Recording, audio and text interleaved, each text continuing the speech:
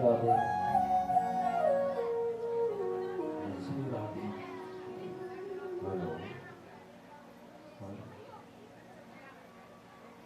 तो कथा में प्रवेश करेंगे। एक बार थोड़ा सा वॉल्यूम बढ़ाओ। सभी जयकारा मेरे ठाकुर जी का लगाएंगे।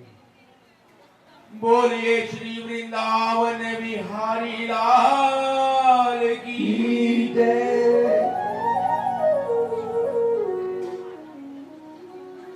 बोल दो राधे राधे।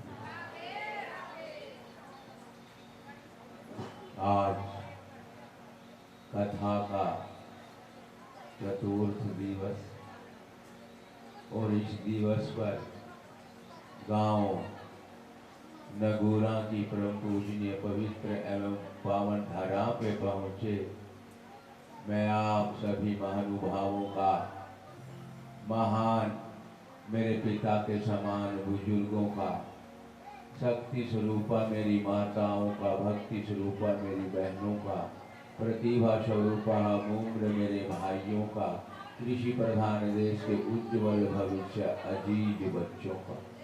कथा में पहुंचने पर अंतःकरण की गहराइयों से हार्दिक हार्दिक स्वागत करता हूँ, अभिवादन और अभिनंदन करता हूँ और ये कामना, ये प्रार्थना मेरे ठाकुर जी से करता हूँ कि आप सदा सदा प्रसन्न रहें, अखंड रहें, समृद्ध रहें। कोई भी संकट मेरा भगवान आपके जीवन में कभी भी ना दे। बोल दो राधे राधे राधे राधे राधे राधे राधे राधे। कथा में चलेंगे। अपने अपने गुरुदेव जियों के श्री चरणों में वंदन करते हुए। गुरुर्ब्रह्मा गुरुर्विष्णु गुरुर्देवो महेश्वराय गुरुर्साक्षात् ब्रह्म ब्रह्मा तस्मै श्री गुरुवे नमः। गुरुवे नमः गुरुवे नमः। देव माता च पिता त्वमेव त्वमेव बन्धु च सखा त्वमेव त्वमेव विद्या च द्रविणं त्वमेव त्वमेव सर्वं मम देव देव। मम देव देव मम देव देव। हे जानकी वल्लभ लाडले हे प्यारे हनुमान, आई के आसने ग्रहण करो, तुम्हें कोटि कोटि प्रणाम। आई के आसन ग्रहण करो, तुम्हें कोटि कोटि प्रणाम, तुम्हें कोटि कोटि प्रणाम। तीनों पूजन योग्य है संत वरिष्ठ अनुगाय। इन तीनों की सेवा से सब संकट कट जाए। इन तीनों की सेवा से सब संकट कट जाए, सब संकट कट जाए। ठाकुर जी इतना दीजिए जामे कुट में समाए, हम भी भूखे ना रहे और संत भी भूखा न जाए। हम भी भूखे ना रहे और संत भी भूखा ना जाए, और संत भी भूखा ना जाए। आए हो तो प्रेम से ले लो हरि का नाम, सब भक्तों को इस दास की जय जय राधे श्याम। सब भक्तों को श्रीपाल दास की जय जय राधे श्याम, जय जय राधे श्याम। जय जय सीता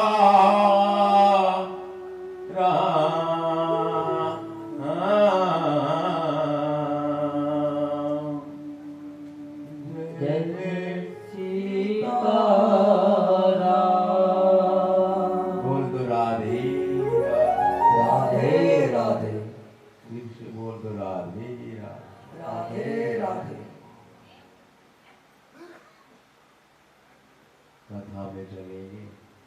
एक वंदन मेरे ठाकुर जी के चरण। सभी ने मीठी मीठी तालियां बजा करके बड़े भाव से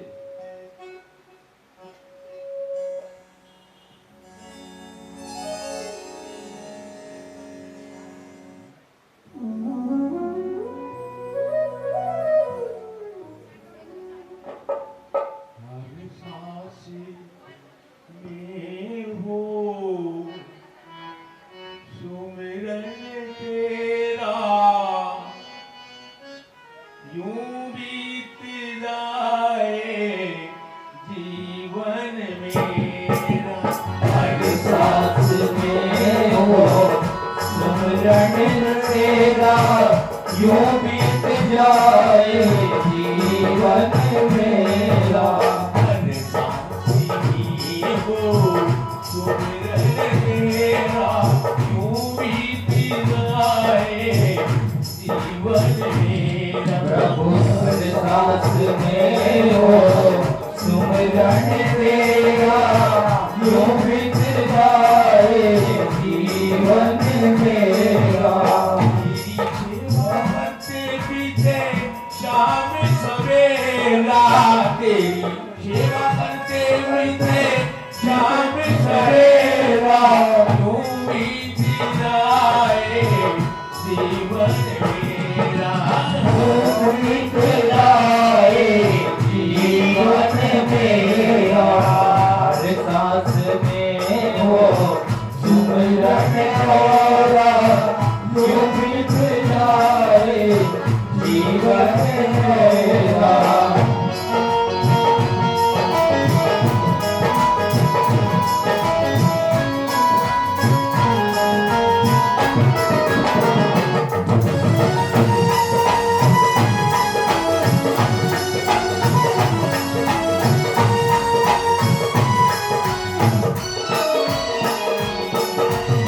नैनों की खिड़की से तुमको पल पल में निहारूं, नैनों की खिड़की से तुमको की खिड़की से तुमको पल पल में निहारूं, दिल में बसा दूं तेरी आरती उतारूं। प्रभु दिल में बसा लो तेरी आरती उतारो।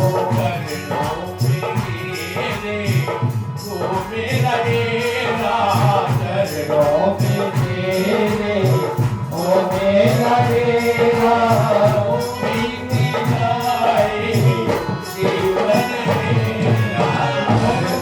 बीत जाए जीवन मेरा। हर जीवन तेरा यूं बीत जाए जीवन मेरा।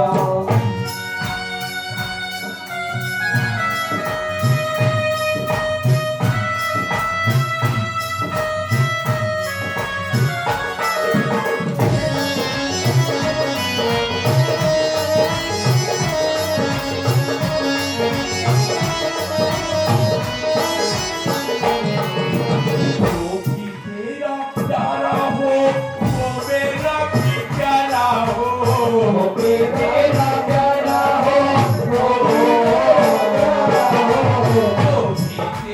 प्यारा हो मेरा भी प्यारा हो, तेरी सरसा साल मेरी आंखों का तारा हो। तेरे सरकार मेरी आँखों का तारा हो।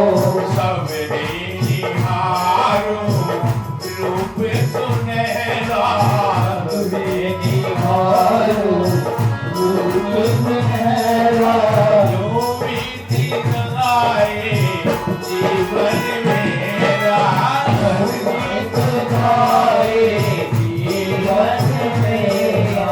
हर सांस में हो स्मरण तेरा यूं बीत जाए जीवन मेरा।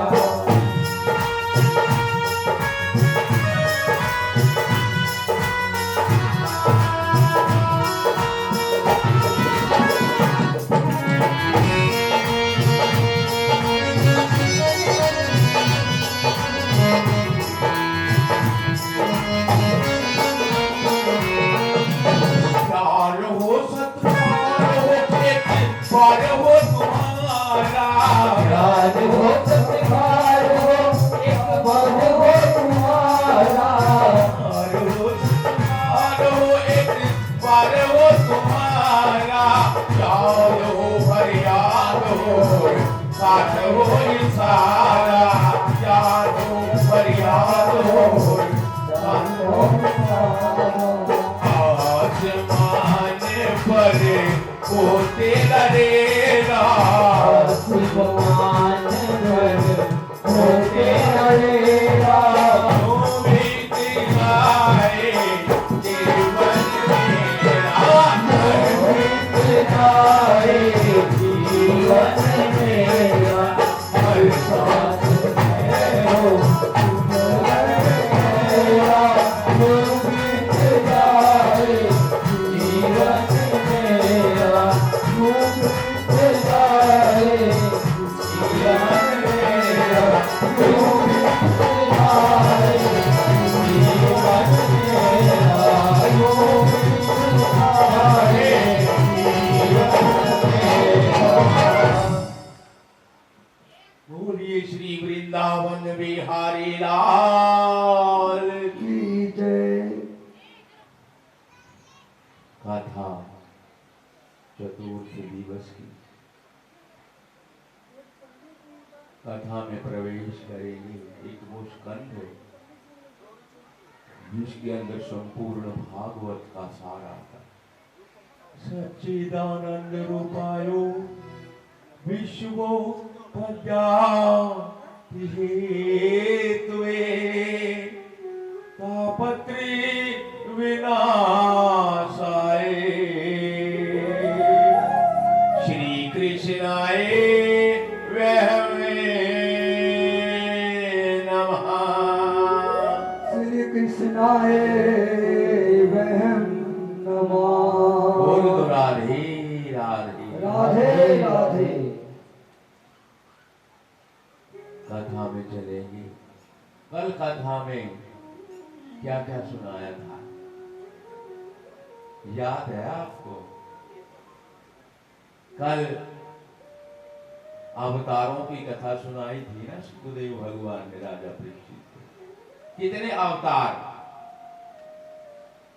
9 अवतार आए थे कल। याद है आपको 9 अवतार कौन कौन से थे? पहले अवतार नर नारायण का अवतार, दूसरे अवतार सनत कुमारों का अवतार, तीसरे अवतार नारद जी का अवतार, चौथे अवतार बराह अवतार, पांचवें अवतार कपिल मुनि का अवतार, छठे अवतार दत्तात्रेय अवतार, सातवें अवतार यज्ञ अवतार, आठवें अवतार ऋषभ अवतार और नौवें अवतार पृथु अवतार। अब 10वें जो भगवान श्री हरि के अवतार हुए, सुखदेव जी राजा परीक्षित को 10वें अवतार की कथा सुना रहे। 10वें अवतार मत्स्य अवतार हुए। मत्स्य जानते हो? मत्स्य मत्स्य का अवतार। यहां पर राजा परीक्षित कहने लगे, हे गुरुदेव, भगवान श्री हरि को ये मत्स्य का अवतार, ये मत्स्य अवतार क्यों लेना पड़ा? कथा को ध्यान से श्रवण करना। एक समय की बात, जब हमारी ये धरती माता सूक्ष्म रोग से चल रही थी और पृथ्वी पे सत्याव्रत नाम के महाराज का शासन था।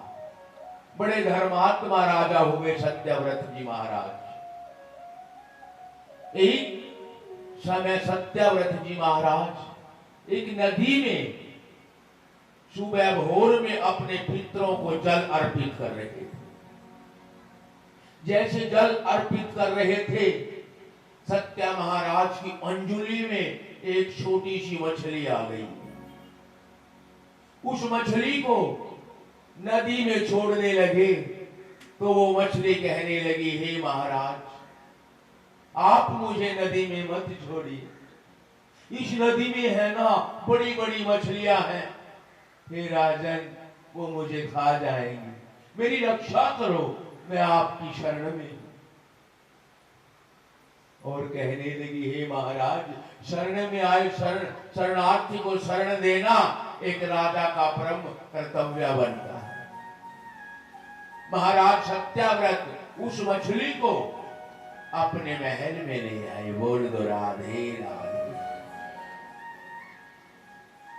महल में लेकर के आए, एक सोने का पात्र मंगवाया, सोने के पात्र में जल भर दिया और उस मछली को सोने के पात्र में छोड़ दिया।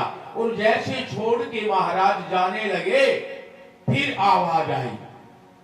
मछली कहती है कि महाराज, आपका ये पात्र जो है ना, ये तो छोटा हो गया, मेरा आकार बढ़ गया है।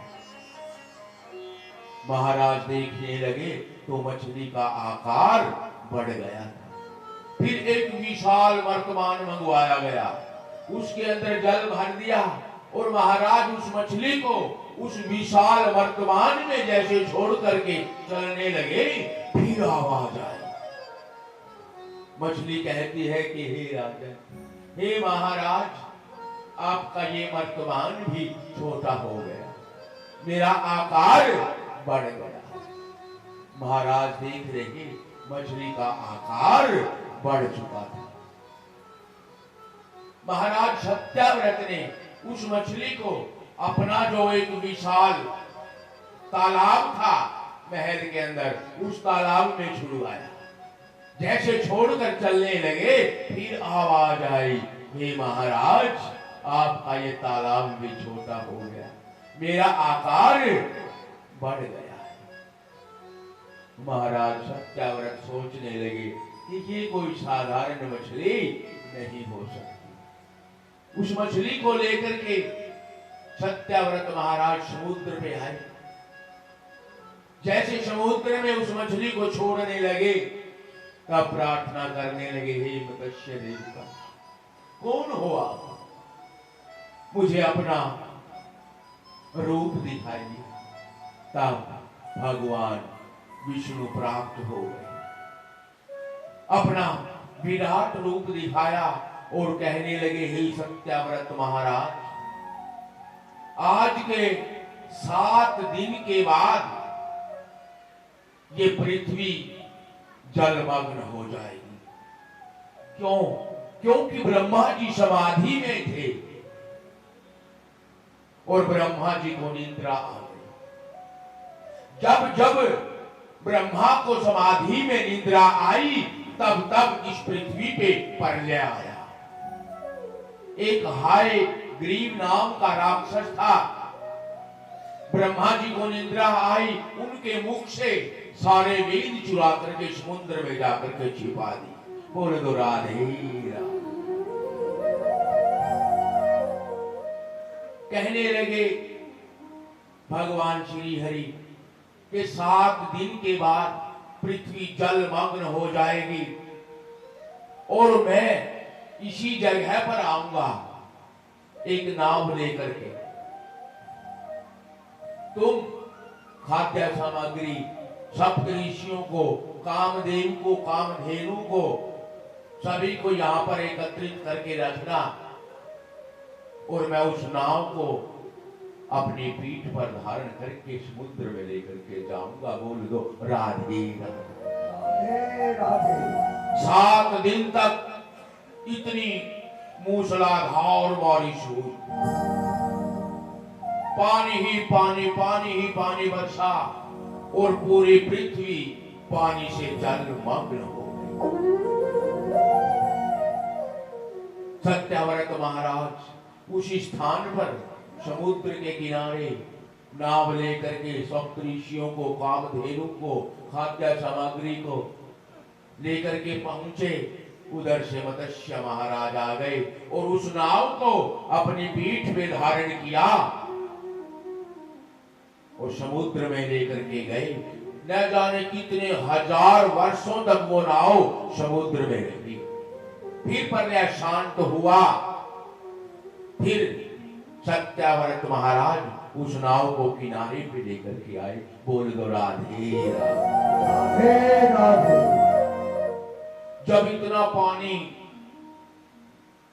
पूरी पृथ्वी जलमग्न हुई, कहां पे गया? सारा का सारा पानी समुद्र में। और जैसे समुद्र में पानी इतना गया, कई बार समुद्र देवता क्रोधित हो जाते हैं।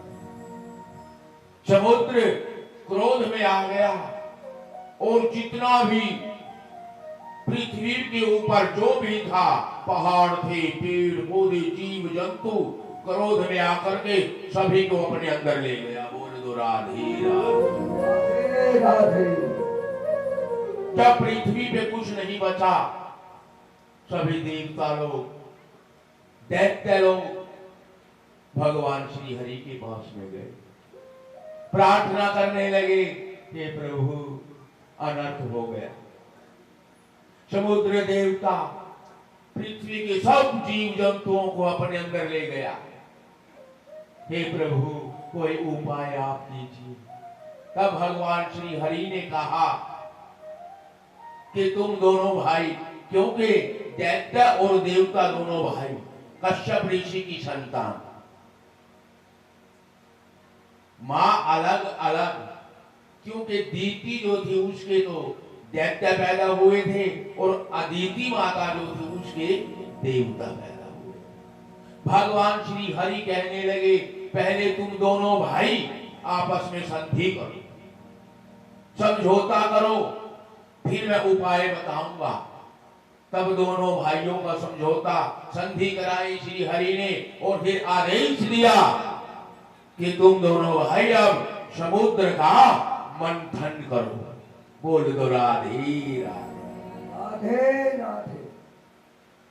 समुद्र मंथन के लिए दोनों भाई, राक्षस भी और देवता भी तैयार हुए। वासुकी नाग को रसा बनाया गया, विंध्याचल पर्वत को राई बनाया गया, मधानी बनाया गया, मुख की तरफ सांप की दैत्य लगे, पूंछ की तरफ देवता लोग लगे। और जैसे मंथन शुरू किया, विंध्याचल पर्वत जो था वो समुद्र में धंस गया। बोल दो राधे राधे। समुद्र में जैसे धंस गया, फिर सभी दैत्य और देवता भगवान श्री हरि के पास में गए। जाकर के कहने लगे कि प्रभु मंथन कैसे हो? विंध्याचल पर्वत जो है वो तो समुद्र में धंस गया। यहाँ पे भगवान श्री हरि ने 11वां अवतार लिया। बोल दो राधे राधे। 11वां अवतार भगवान ने लिया कच्छप अवतार। कच्छप किसे कहते हैं? कछुए को। कछुए का अवतार भगवान ने लिया और उस विंध्याचल पर्वत को अपनी पीठ पे धारण किया और फिर मंथन शुरू हुआ। बोल दो राधे राधे। राधे राधे। मंथन शुरू हुआ। 9 रत्न निकल के आए समुद्र मंथन में। सबसे पहले सर्वप्रथम क्या निकल के आया? हलाला विष निकल के आया। जैसे इतना भयंकर वो विष था, कौन पान करेगा? सभी भयभीत हो गए, दैत्य भी देवता भी। और किनको पुकारा, किनको याद किया? बाबा भोलेनाथ को। ओम नमो शिवाय, ओम नमो शिवाय, ओम नमः शिवाय, ओम नमः शिवाय। भगवान बाबा भोलेनाथ का कहने लगे सभी दैत्य भी देवता भी, हे बाबा इस ब्रह्मांड में एक तुम ही हो जो इस हलाला विष का पान कर सकते हो, जो इसको ग्रहण कर सकते हो। सभी दैत्य देवताओं ने प्रार्थना की तो बाबा भोलेनाथ उस विष का पान करने लगे। कहां पे धारण किया उस विष को? अगर हृदय में लेके जाते तो हृदय में उनके श्री राम जी, उनके इष्ट भगवान का वास उनको कष्ट होगा। अगर मुखमंडल में रखते तो ये संसार वास करता है बाबा भोलेनाथ के मुख में, ये संसार नष्ट हो जाता। कहां पे धारण किया बाबा भोलेनाथ ने उस विष को? अपने कंठ के ऊपर धारण किया और नीलकंठ महाराज कहलाए। बोलिए नीलकंठ भगवान की जय। और उस रात सभी दैत्य भी देवता भी बाबा भोलेनाथ की सेवा में लगे रहे। इतना भयंकर वो विष था। जलन हुई सारी रात बाबा भोलेनाथ को और उस रात्रि को शिव रात्रि का नाम दिया गया। उस दिन से आपकी महाशिवरात्रि का त्योहार मनाया जाता है। फिर मंथन शुरू हुआ। कामधेनु गाय माता निकल के आई, ऋषि मुनियों को दे दी गई। फिर मंथन शुरू हुआ। उच्च सर्वा घोड़ा निकल के आया, महाराज बलि को दे दिया गया। फिर मंथन शुरू हुआ। कल्प वृक्ष निकल के आया, स्वर्ग की संपदा बनाया गया। फिर मंथन शुरू हुआ। ऐरावत हाथी निकल के आया, इंद्र भगवान को दे दिया गया। फिर मंथन शुरू हुआ। अप्सराएं निकल के आई, स्वर्ग की संपदा बनाया गया। फिर मंथन हुआ। लक्ष्मी माता निकल के आई, अपने हाथ में वरमाला लिए और माता लक्ष्मी ने पूरा श्रृंगार किया हुआ वस्त्र आभूषण खूब सज धज कर माता प्राप्त, हाथ में वरमाला लिए।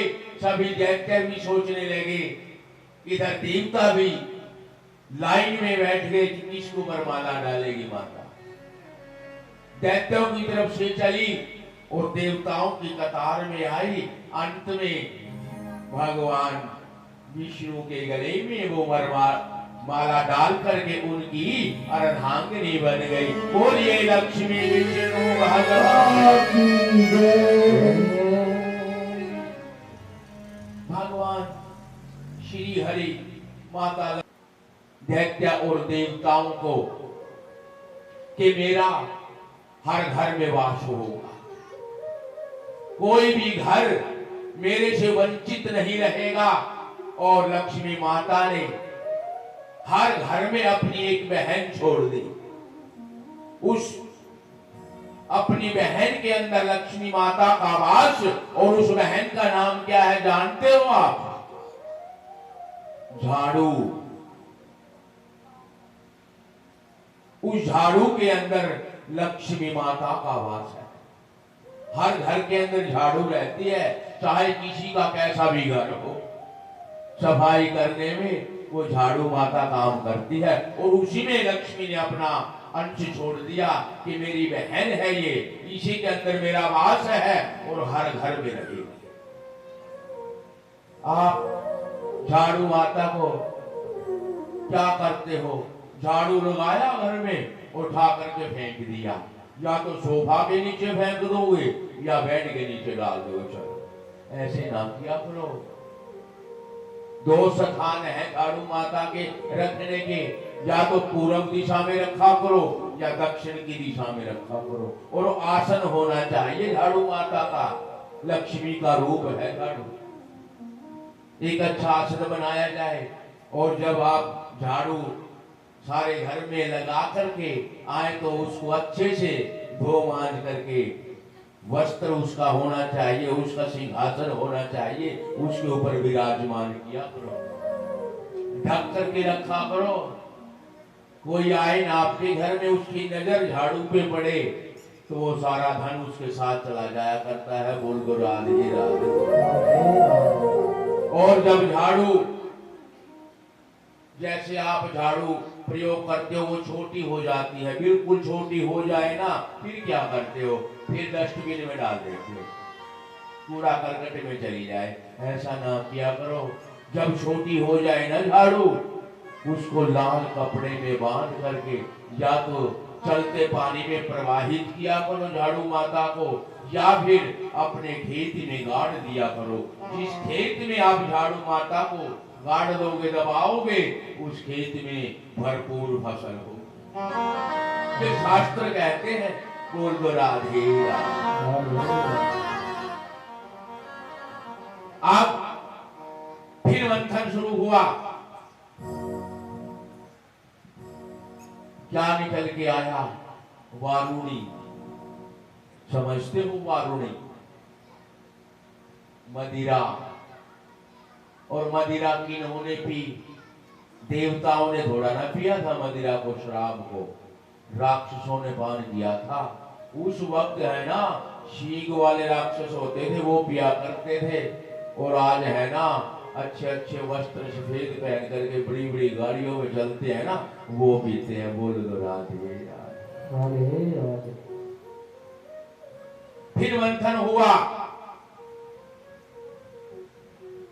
धनवंतरी वैद्य निकल के आए, जो भगवान श्री हरि के 12वें अवतार हुए, और हाथ में अमृत का कलश। अब अमृत के कलश को देख करके सभी दैत्य भी, देवता भी लालायित हो गए कि पहले हम पान करेंगे, पहले हम पान करेंगे, क्योंकि हक तो दोनों को बराबर था। अब दोनों का आपस में युद्ध शुरू हो गया कि इस अमृत को हम पान करेंगे, इस अमृत को हम पान करेंगे। और इस छीना झपट्टी में बोल दो राधे राधे राधे राधे राधे राधे। दैत्य और देवताओं की छीना झपटी जब हुई अमृत को लेकर के, उस अमृत के कलश को 4 स्थानों पे रखा गया जहां पर आपका महाकुंभ भरता है। कौन कौन स्थान थे? हरिद्वार, नासिक, उज्जैन और इलाहाबाद। 4 जगह पे अमृत का कलश रखा गया जहां पे महाकुंभ भरता है। अब दैत्य लोग जो थे, अमृत के कलश को देवताओं से छीन कर भाग खड़े हुए। सभी दैत्य भगवान श्री हरि की शरण में गए। हे प्रभु, अगर राक्षसों ने अमृत का पान कर लिया तो अनर्थ हो जाएगा, देवताओं का कोई अस्तित्व नहीं रहेगा। यहाँ पे भगवान श्री हरि ने 13वां अवतार लिया, मोहिनी अवतार। एक इतनी सुंदर कन्या जैसे दैत्य और देवताओं के बीच में आई, सभी हक्के बक्के रह गए कि इतनी सुंदर कन्या। कहने लगे, देवी जी कौन हो तुम? कहने लगे कि मेरा नाम मोहिनी है, मनोरंजन करना मेरा काम है। मगर यहाँ तो तुम्हारा आपस में झगड़ा और कलेह है। जहां पर झगड़ा और कलेश होता है ना, मैं वहां पर नहीं ठहरती, मैं चली। सभी कहने लगे, हे देवी जी रुक जाओ, हमारा आपस में झगड़ा है ना अमृत को लेकर के, तुम इसका बंटवारा कर दो। मोहिनी कहने लगी, तुम्हें मुझ पर विश्वास करना होगा, मैं किसी को भी अमृत पिला सकती हूँ। तो दोनों पक्ष कहने लगे, हे देवी जी तुम जिसको चाहे जो मर्जी करो, हमारा निपटारा करवा दो। बोल दो राधे। मोहिनी ने क्या किया, एक कतार में तो दैत्य बैठ गए, एक कतार में देवता लोग बैठ गए। और दैत्यों से मोहिनी कहने लगी कि ये जो अमृत है ना, ऊपर का जो अमृत है ना ये तो पतला है, और नीचे का जो अमृत है ना वो गाढ़ा है। मैं ये ऊपर का अमृत तो है ना देवताओं को पिलाऊंगी, और नीचे का गाढ़ा अमृत मैं तुम्हें पिलाऊंगी। बोल दो राधे राधे। दूध के अंदर अगर पानी मिला दिया जाए अलग हो सकता है, हो सकता है अलग। दूध को तपा दो, आंच पे रख दो, पानी पानी उड़ जाएगा, दूध दूध बच जाएगा। मगर पानी के अंदर पानी को मिला दिया जाए, पानी को पानी से कोई भी जुदा नहीं कर सकता, अलग नहीं कर सकता। आपका गांव नगूरा का पानी और वृंदावन का पानी दोनों को मिश्रण कर दो, मिला दो, दुनिया की कोई ऐसी लेबोरेटरी नहीं बनी जो दोनों को अलग कर दे। ये तो मोहिनी ने उनका दैत्यों का जो था ना बुद्धि को हरने का काम किया था। दैत्यों की तरफ से पिलाती चली गई अमृत, जैसे देवताओं को अमृत पिलाया, दैत्यों की तरफ आई तो उस कलश को बदल दिया। बोल दो राधे राधे। ये सब एक राहु नाम का राक्षस था, वो देख रहा था कि हमारे साथ तो मोहिनी धोखा कर रही है। राहु जो था योग माया से देवताओं की कतार में आकर के बैठ गया, जहां पर चंद्रमा भगवान और सूर्य भगवान विराजमान थे। जैसे मोहिनी राक्षसों को पिलाती आई और फिर देवताओं की तरफ गई, वो अमृत जो राहु देवता बन के बैठ गया था योग माया से, अमृत का पान कर गया। अमृत का पान किया राहु राक्षस ने, अमर हो गया, और सूर्य भगवान और चंद्रमा ने शोर मचा दिया कि छल कपट हो रहा है। एक राक्षस हमारे बीच में आ गया। भगवान विष्णु ने अपने सुदर्शन चक्र से उस राहु का शीश काट दिया। शीश कटकर पृथ्वी पे गिरा, और कितना जो रक्त बहा, लहू पृथ्वी पे आया। क्या जाम गया वहां पे? लहसुन और प्याज जाम गया। वैष्णव समाज ने लहसुन और प्याज का बहिष्कार किया, तिरस्कार किया और तामसिक भोजन करार दिया। वैसे आयुर्वेद के अंदर प्याज और लहसुन औषधि है। क्यों? क्योंकि अमृत से बन के आया है ये। मगर वैष्णव समाज ने इसका इसलिए बहिष्कार किया, एक राक्षस के मुख से होकर के आया ये। वैसे तो औषधि है लहसुन और प्याज, अमृत से बने। बोल दो राधे राधे। राधे राधे। अब देवताओं को अमृत पिलाया, दैत्य जो थे वो अमृत का पान नहीं कर पाए, और ये पृथ्वी, सूर्य और चंद्रमा का जो ये सर्कल चलता है ना, और जब ग्रहण लगता है चंद्रमा को और सूर्य भगवान को, ये राहु अमर हो गया ना, अमृत का पान कर गया था, ये फिर अपना बदला लेता है इस अपमान का, और इतना प्रताड़ित करता है, इतना कष्ट पहुंचाता है चंद्रमा भगवान और सूर्य भगवान को, फिर हम सब धर्म किया करते। बोल दो राधे राधे। राधे राधे। 13वें अवतार हुए मोहिनी अवतार। बोल दो राधे राधे। राधे राधे।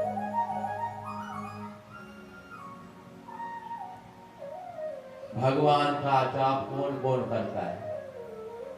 करते हो भगवान की पूजा?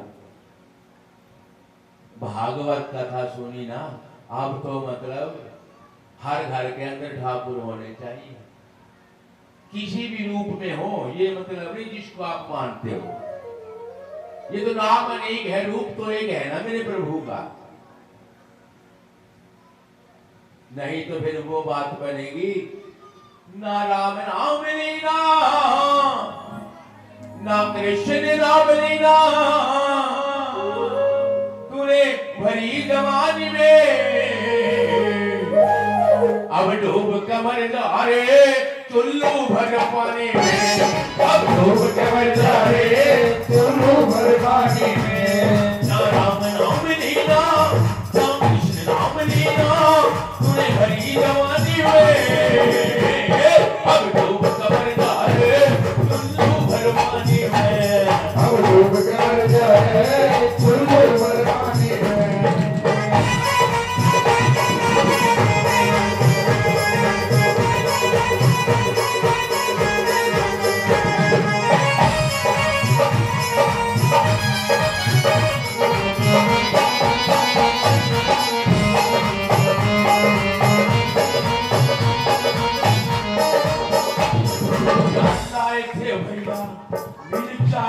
माटी में सियारे थे भैया मिल जाए माटी में, क्या जाए थे भैया मिल जाए जो माटी में, सियारे थे भैया मिल जाए जो माटी में। एक दिन तेरी काया कट जाएगी काठी में, एक दिन तेरी काया कट जाएगी काठी में, एक दिन तेरी काया कट जाएगी काठी में, तेरी काया कट जाएगी काठी में। पानी का बुलबुला है, पानी का बुलबुला है, मिल जाएगा पानी में, अब डूब मर जाए बुलबुल भर पानी में, अब डूब के मर जाए बुलबुल भर पानी में।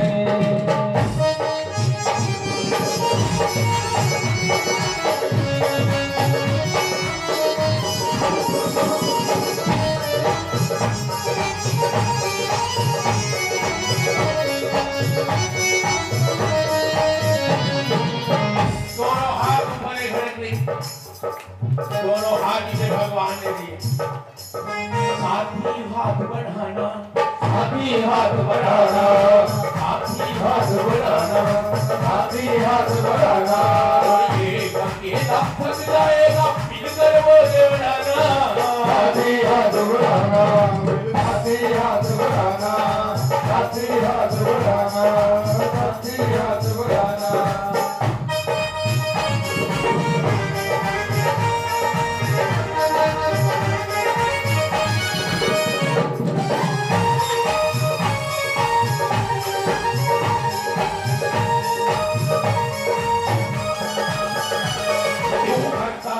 मेरा क्या कुछ भी नहीं तेरा, क्यों करता मेरा मेरा यहाँ कुछ नहीं तेरा, क्यों करता मेरा मेरा क्या कुछ भी नहीं तेरा, क्यों करता मेरा मेरा यहाँ कुछ भी नहीं तेरा। एक दिन होगा पगले तेरा घर में डेरा, एक दिन होगा पगले तेरा घर में डेरा, एक दिन होगा पगले तेरा घर में डेरा, एक दिन होगा पगले श्यामगढ़ में डेरा क्षमा के ले जाने क्षमा के ले जाने ऐसी जिंदगानी में अब डूब कमर जाए कुल्लू भरवानी में अब डूब कमर जाए कुल्लू भरवानी में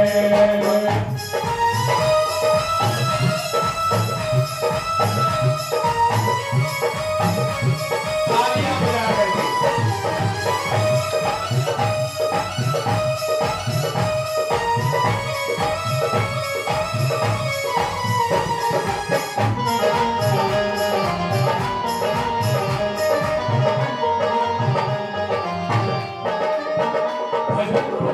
जवानी में बुढ़ापा किसने देखा है भजन करो मस्त जवानी में बुढ़ापा किसने देखा है भजन करो मस्त जवानी में बुढ़ापा किसने देखा है भजन करो मस्त जवानी में बुढ़ापा किसने देखा है जब बुढ़ापा आएगा ना क्या होगा आँख से देख न पाओगे आँख से देख न पाओगे आँख से देख न पाओगे आँख से देख न पाओगे कान से सुन नहीं पाओगे कान से सुन नहीं पाओगे कान से सुन नहीं पाओगे कान से सुन नहीं पाओगे पाँव से चल नहीं पाओगे पाँव से चल नहीं पाओगे कथा तक पहुँच न पाओगे कथा तक पहुँच न पाओगे भजन करो मस्त जवानी में बुढ़ापा किसने देखा है भजन करो मस्त जवानी में बुढ़ापा किसने देखा है भजन करो मस्त जवानी में बुढ़ापा किसने देखा है भजन करो मस्त जवानी में बुढ़ापा किसने देखा है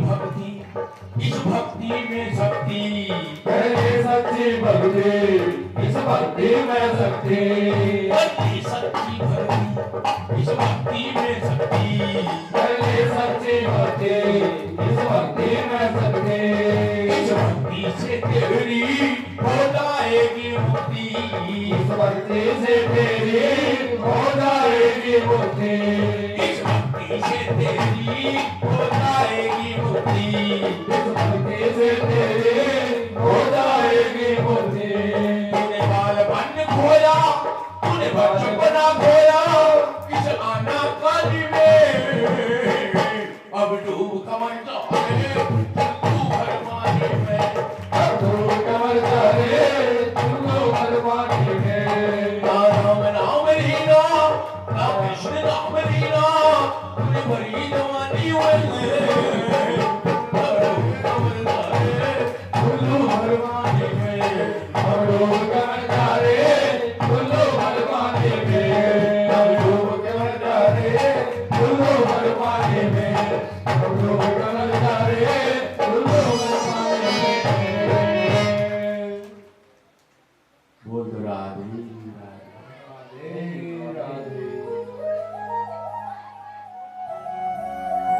कथा में कहाँ पे थे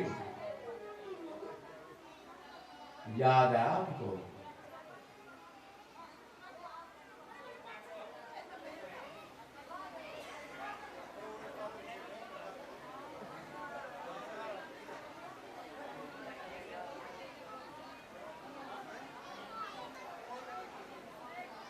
बोल दो राधे राधे आपकी कथा हो गई आपकी ये मैं करूं शुरू बोल दो राधे राधे कोई बात नहीं थोड़ा थोड़ा सा जगह तो बहुत बड़ी है पीछे बहुत जगह है खाली बहुत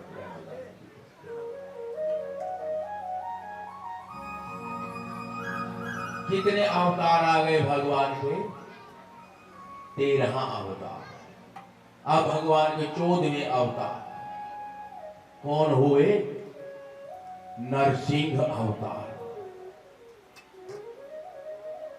ये अवतार।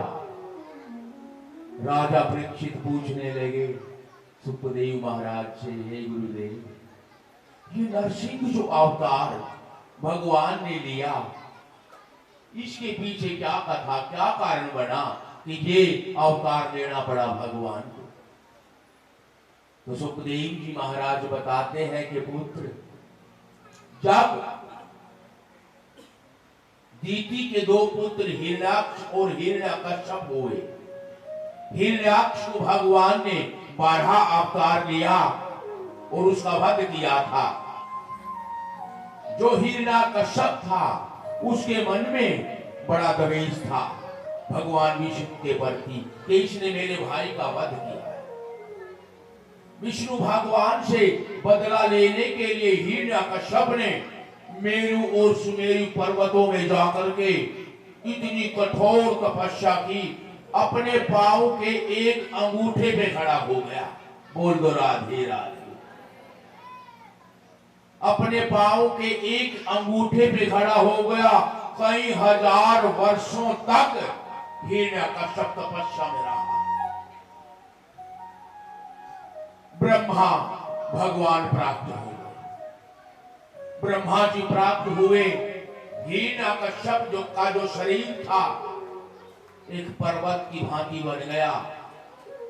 घास फूस न जाने कितने वृक्ष तक उसके शरीर पे जाम गए थे।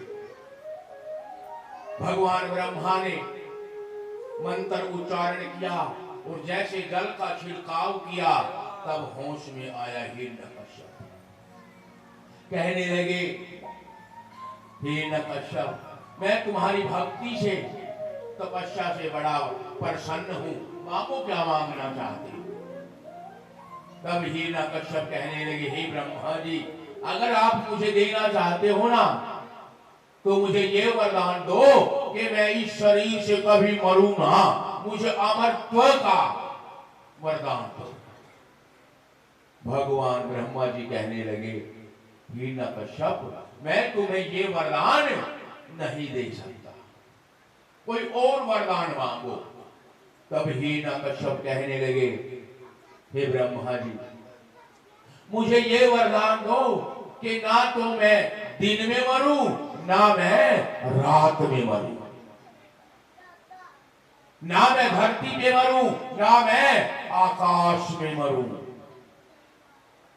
ना मैं बाहर मरूं ना मैं भीतर मरूं, ना मैं किसी पुरुष से मरूं ना मैं किसी स्त्री से मरूं, ना मैं अस्त्र से मरूं ना मैं शस्त्र से मरूं, और ये जो आपने 12 महीने बनाए ना मैं इन महीनों में मरूं। भगवान ब्रह्मा जी ने तथास्तु कहा और अंतर ध्यान हो गए। बोल दो राधे राधे। वरदान दिया। अब हिरण्याकश्यप ने आतंक मचा दिया कि मैंने तो ब्रह्मा की बुद्धि को हर लिया, मैंने वो वरदान प्राप्त किया कि अब मैं मरने वाला नहीं हूं। नारद जी के पास में ले जाकर के कहने लगे, जाओ विष्णु से कहो कि मुझसे युद्ध करे, अब मैं अपने भाई हिरण्याक्ष का प्रतिशोध लूंगा, बदला लूंगा। और जब हिरण्याकश्यप तपस्या के लिए गए ना, घर में उनकी पत्नी कयादु थी। पतिव्रता कयादु से कहने लगे, कयादु, मैं तपस्या में जा रहा, तुम घर पे रहना।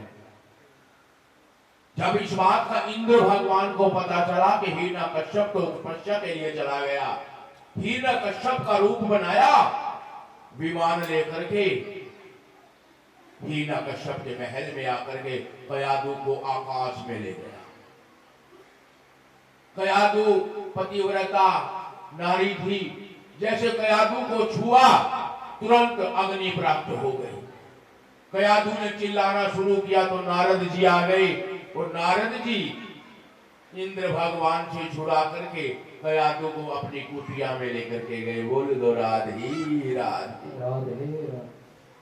अपनी कुटिया में लेकर के गए, कहने लगे, बेटी, जब तक तुम्हारा पति ना आवे तब तक मेरी कुटिया में रहे। और नारद जी की कुटिया में त्रिकाल संध्या भजन कीर्तन भगवान श्री हरि का पत्ते पत्ते पर लिखा था श्री हरि श्री हरि श्री हरि श्री हरि। कहते हैं जैसी संगत वैसी रंगत।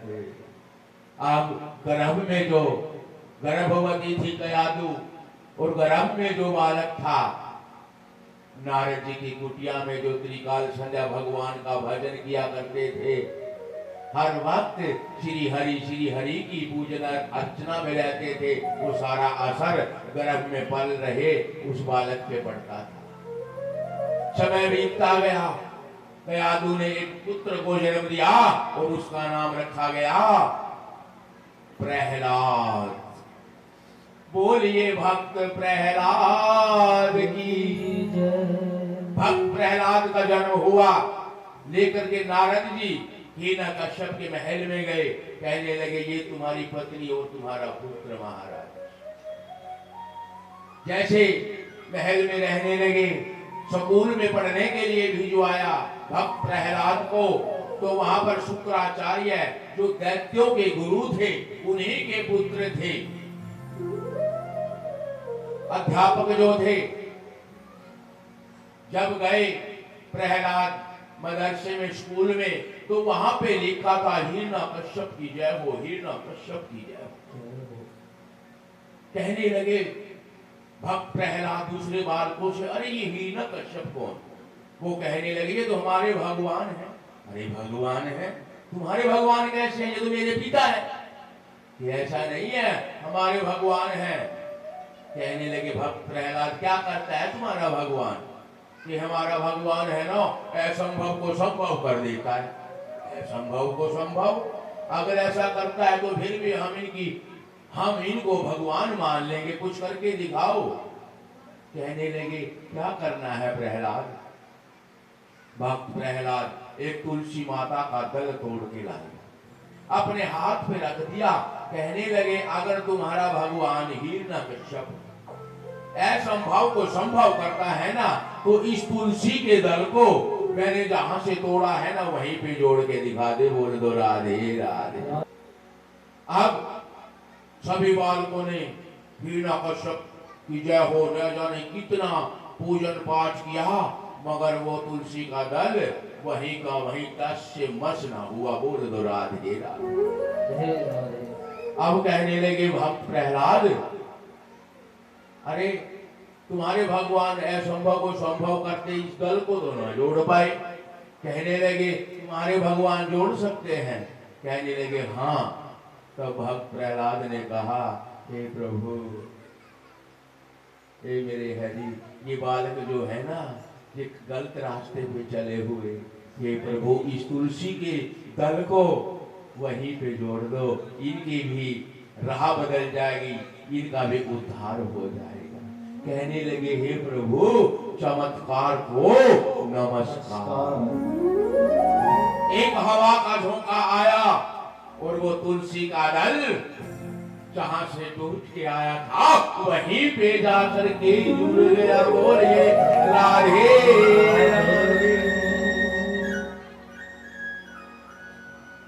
तुलसी का दल जुड़ गया। सभी जो बच्चा लोग थे कहने लगे भक्त प्रहलाद हम भी तेरे साथ तेरे भगवान की पूजा किया करें। मगर जो शुक्राचार्य के जो पुत्र थे, जो मास्टर थे, वहां पे हिरण्यकश्यप के पास में गए। कहने लगे तेरा जो पुत्र है ना उसकी तो रोम रोम में श्री हरि का वास है, वो तो और बालकों को भी पढ़ने नहीं देगा, उनकी भी राह बदल देगा। तब हिरण्यकश्यप ने कहा प्रहलाद तू मुझे भगवान मानता है कि नहीं मानता? कि नहीं पिताश्री, भगवान तो मेरे श्री हरि है, तुम भी मेरे भगवान को मान लो, तुम्हारा हे पिताश्री उद्धार हो जाएगा, भव से बेड़ा पार हो जाएगा। मगर हिरण्यकश्यप कहने लगे अरे मूर्ख, तू मेरी बात नहीं मानता, मैं तेरा वध करूंगा। कहने लगे भक्त प्रहलाद जो मर्जी आए करो पिताश्री। और कितना प्रताड़ित किया था भक्त प्रहलाद को, पहाड़ से नीचे गिरा दिया समुद्र में, मगर मेरे ठाकुर ने अपनी गोद में भक्त प्रहलाद को लिया, उबलते तेल के कड़ाहे में छोड़ दिया गया। वहां पर मेरे भगवान ने कमल का फूल खिला दिया था। बोल दो राधे राधे राधे। खीर खिलाई विष की, तब भी कुछ ना कर सके। एक बहन थी सिंघिका, हिरण्यकश्यप की, वो आई और कहने लगी कि भाई मुझे ब्रह्मा का वरदान है, मुझे अग्नि भी नहीं जला सकती, तुम एक होली बनाओ। एक होली बनाई गई। उस होली के अंदर वो सिंघिका जो थी, हिरण्यकश्यप की बहन, भक्त प्रहलाद को अपनी गोद में लेकर के बैठ गई। अपने ऊपर तो चादर ओढ़ रखी थी, भक्त प्रहलाद को बैठाया, होली में आग लगा दी गई कि ये इस होली के साथ भक्त प्रहलाद जल जाएगा। मगर जैसे आग भड़की, मेरे प्रभु का एक हवा का तेज झोंका आया, सिंघिका के ऊपर जो चादर थी ना, उसके ऊपर से उड़ के भक्त प्रहलाद के चारों ओर निपट गई। वो सिंघिका तो जल गई और भक्त प्रहलाद बच गई। बोलो भगवान प्रहलाद की जय। उसी दिन से आपका ये होली का त्योहार मनाया गया। होलिका जलती है, भक्त प्रहलाद कभी नहीं जलता। भगवान का वरदान। और हिरण्यकश्यप जो थे कहने लगे, रे दुष्ट, तू मुझे भगवान नहीं मानता कि नहीं मानता? कहने लगे, कहां तेरे भगवान हैं? कि पिताश्री मेरे भगवान का नहीं, कण कण में भगवान, जन जन में भगवान, पत्ते पत्ते में भगवान, श्वास श्वास में भगवान। कहने लगे, इस खंबा में भी भगवान है? कि हाँ पिताश्री, इस खंबा में भी भगवान है। जैसे हिरण्यकश्यप ने अपनी गदा से उस खंबा पे प्रहार किया, खंबा जैसे टूट गया, उसके अंदर से नरसिंह भगवान निकल के आए। बोलिए नरसिंह महाराज की जय। सभी भयभीत हो गए, डर गए। क्यों? क्योंकि रूप जो नरसिंह भगवान का था इतना भयंकर था। एक तरफ नर, दूसरी तरफ सिंह। अब नरसिंह भगवान ने पकड़ लिया हिरण्यकश्यप को और लेके कहां पे आए? महल की दहलीज पे ले आए। बोल दो राधे राधे राधे राधे। अब कहने लगे हिरण्यकश्यप, अरे कौन है तू? नरसिंह भगवान कहने लगे, पगले मैं तेरी मौत। कहने लगी, मेरी मौत? अरे मुझे तो ब्रह्मा का वरदान, मैं मरने वाला नहीं हूं। कि क्या वरदान है तुम्हें? कि मुझे, कि ना तो मैं दिन में मरूंगा, ना मैं रात में मरूंगा। नरसिंह भगवान कहने लगे, पगले अब ना दिन है ना रात है, सायंकाल की बेला है। कहने लगे कि ना मैं भीतर मरूंगा, ना मैं बाहर मरूंगा।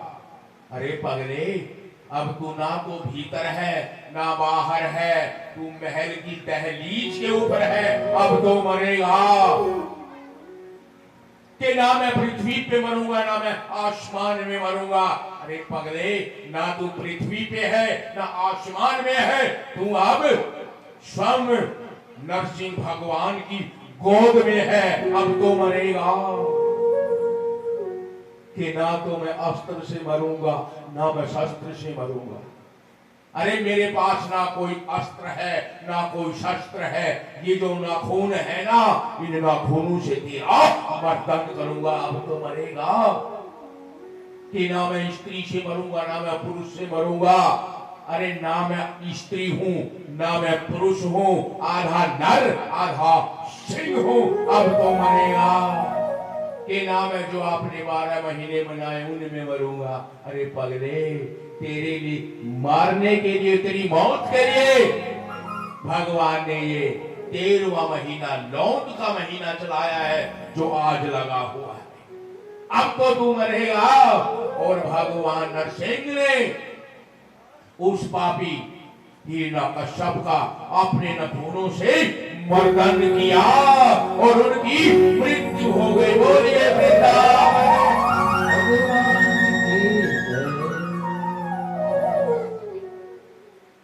आकाश में ब्रह्मा विष्णु महेश सभी देवता पुष्पों की बारिश कर रहे थे। क्यों? धरती से एक पापी, एक भार कम हुआ। और नरसिंह भगवान ने उस हिरण्यकश्यप के शरीर के लोथड़े यूं फेंक दिए थे आकाश में। आकाश मार्ग में देवता लोग मौजूद थे। सभी ने उन मांस के लोथड़ों को अपने अपने हाथों में कैच कर लिया था, गूंथ लिया था और एक दूसरे को लगाए थे। लाल रंग था खून का, सभी लाल हो गए थे। रंगों का त्योहार उसी दिन से फाग का त्योहार आपका मनाया जाता है। बोलिए राधे राधे। जय श्री कृष्ण, जय श्री राधे। लो जी 200 रुपए। मेरे बुजुर्गों ने, माताओं ने, बहनों ने, भाइयों ने, बच्चा लोग कथा में दान दिया। मेरा ठाकुर सदा उनको अपने चरणों का प्यार दे। बोल दो राधे राधे। अब भगवान के 14वें अवतार नरसिंह अवतार हुए। 15वें जो अवतार मेरे भगवान के हुए वो हुए वामन भगवान। कथा को सुनो आप। बोल दो राधे राधे।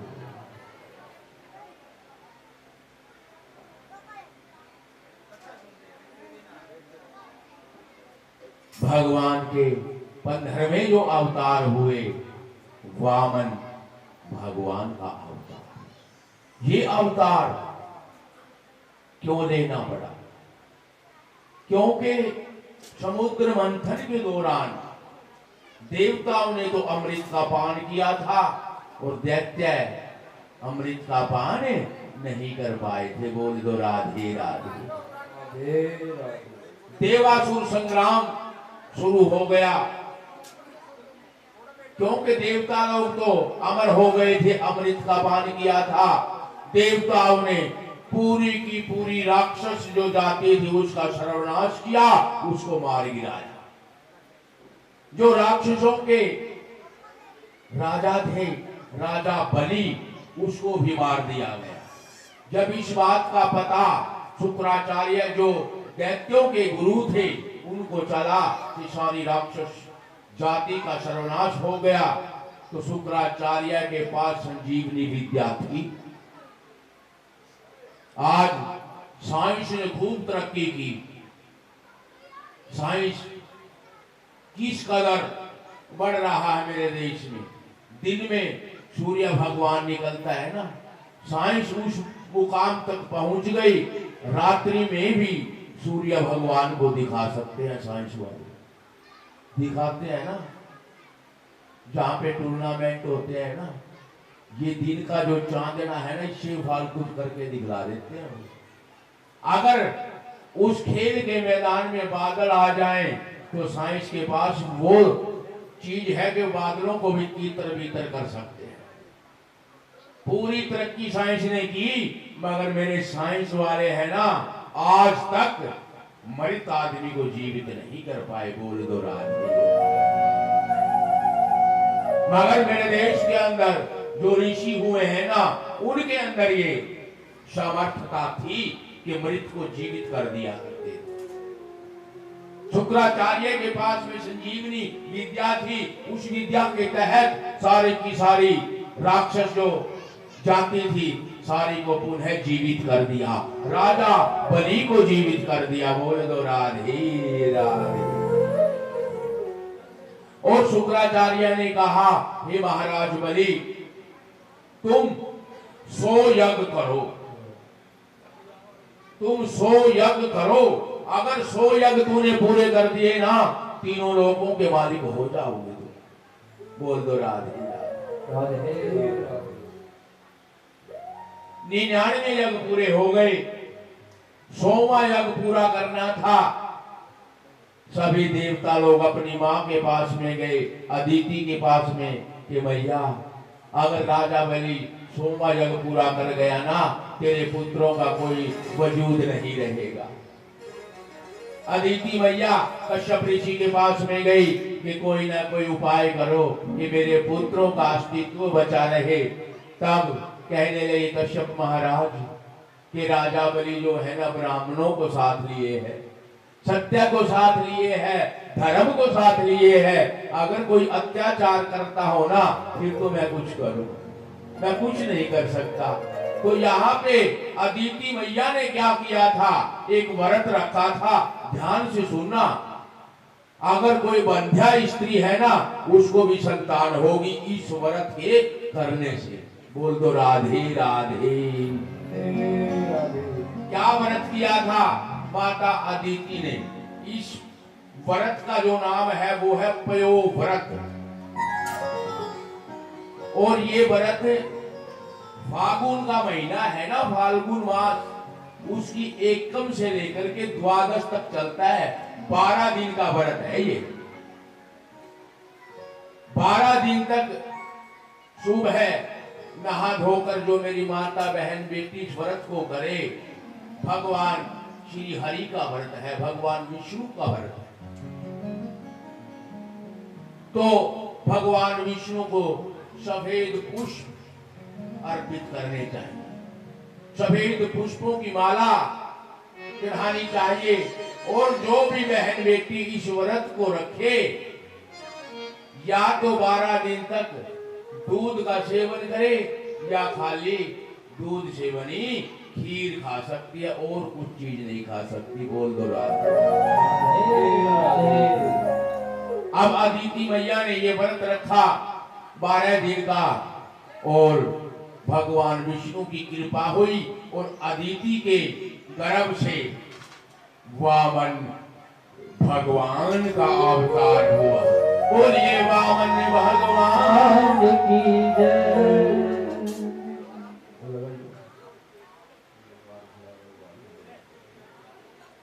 अब वामन भगवान राजा बलि के द्वार पे आ गए, जहां पर 100वां यज्ञ चल रहा था। आकर के अलख जगाई, भिक्षाम देहि। राजा बलि चलने लगे तो शुक्राचार्य ने रोक दिया कि तुम 100वां यज्ञ पूरा करो।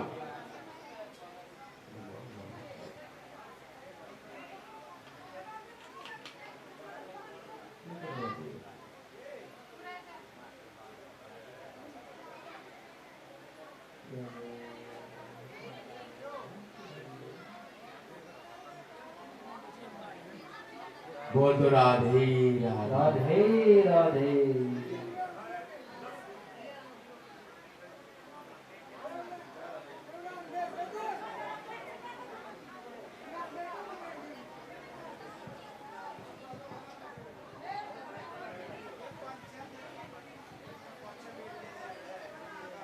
अब राजा बलि के द्वार पे वामन भगवान आए।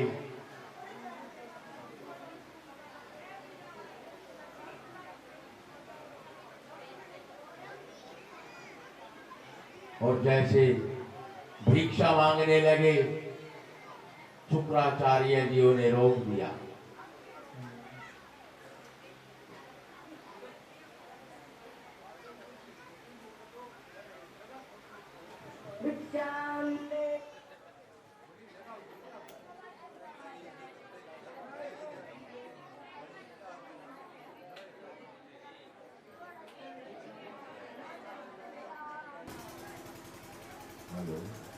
बोलिए वामन भगवान की। अब राजा बलि आए और कहने लगे, हे विप्र देवता, हे ब्राह्मण देवता, क्या मांगना चाहते हो मांगो। तब विप्र भगवान वामन भगवान ने कहा, हे राजा बलि, अगर दे सकते हो ना तो मुझे 3 पग भूमि चाहिए। कहने लगे राजा बलि, 3 पग भूमि, छोटे छोटे तो तेरे पांव हैं। 52 भगवान 52 उंगल के थे, यानी कि मात्र 2.5 फुट के। कहने लगे छोटे छोटे पांव क्या लोगे, मेरे से कोई द्वीप मांग लो, कोई राज्य मांग लो। कि नहीं, मुझे उतना दो जितना मैं कहता हूँ, मुझे तो 3 पग भूमि चाहिए। संकल्प लिया, जैसे संकल्प लिया और फिर मापने लगे।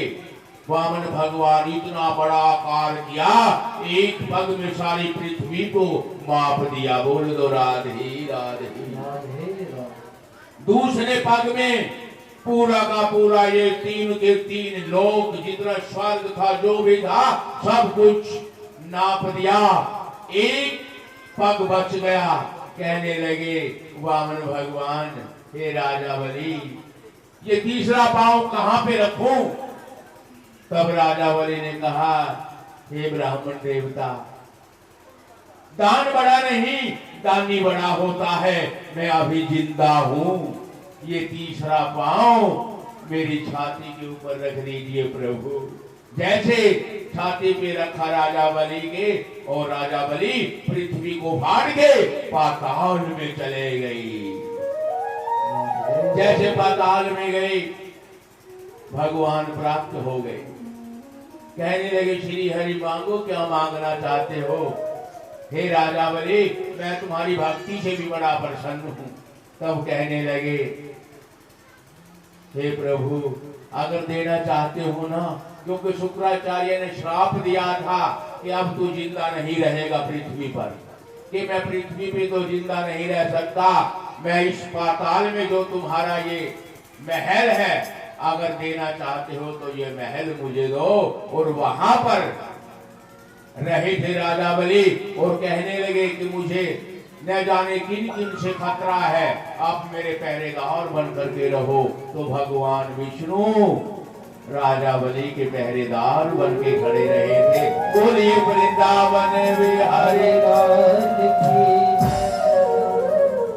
और फिर माता लक्ष्मी आई थी भगवान श्री हरि को लेने के लिए, और राजा बलि के हाथ पर एक धागा बांधा था और वचन लिया था कि तुम इस धागे की लाज रखोगे।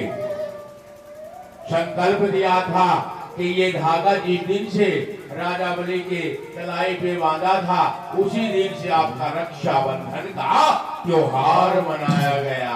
बोलिए वृंदावन हरिलाल की जय। अब भगवान के 16वें जो अवतार हुए, भगवान परशुराम का अवतार।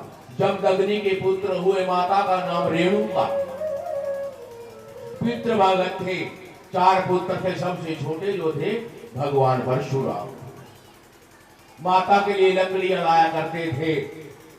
एक इनकी मौसी सहस्र बाहु के यहाँ अक्षत्रिय कुल में ब्याही थी। बोल दो राधे राधे राधे। एक बार सहस्र बाहु कहीं गुजर रहे थे, तो बीच रास्ते में जमदग्नि के घर पे आए, और जमदग्नि के घर पे कामधेनु आई थी सुशीला माता। सारी की सारी सेना का पल भर में भोजन तैयार कर लिया।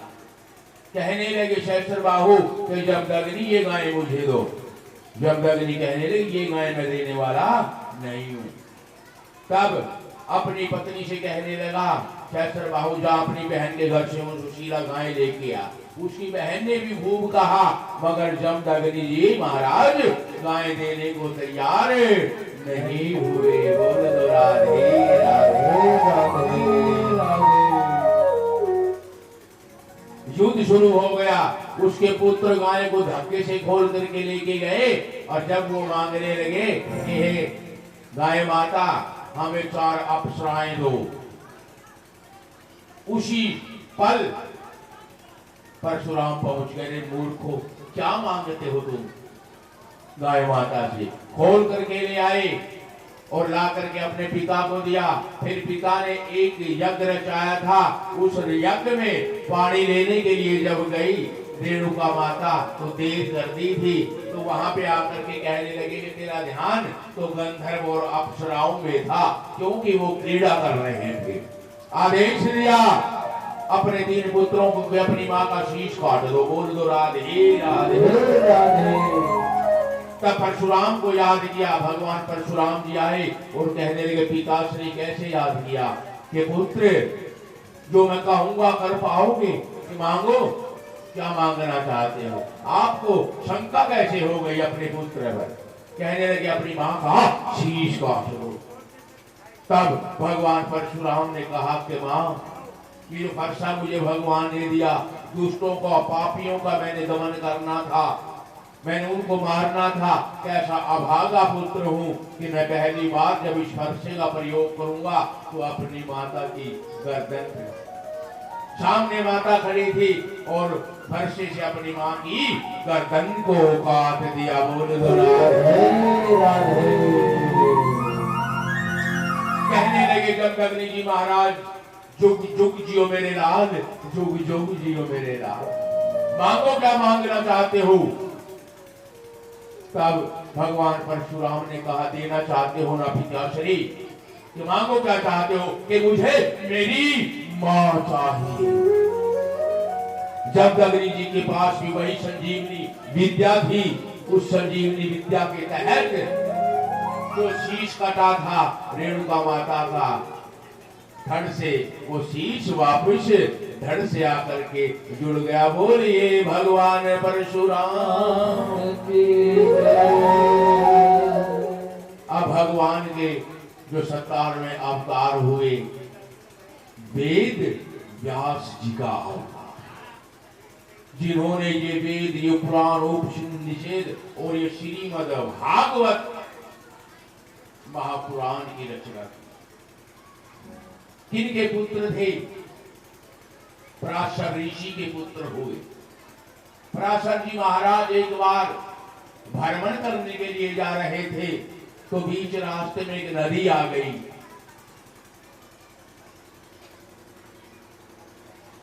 उस नदी को पार करना था।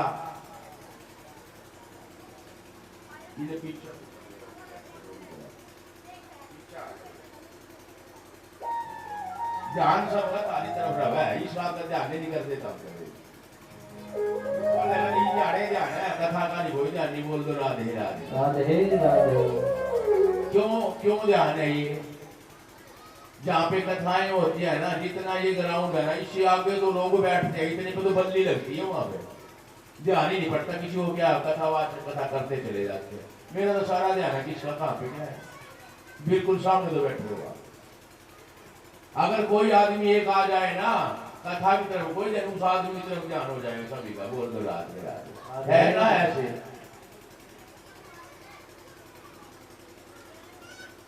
कथा कहाँ थी? ध्यान हो तो आप बताइए ना, दो फिर कथा यहाँ पे थी। ध्यान तो कहीं और रहता है। बोल दो राधे। ऐसा ना किया करो। बोलो तो एक बार जोर से राधे राधे।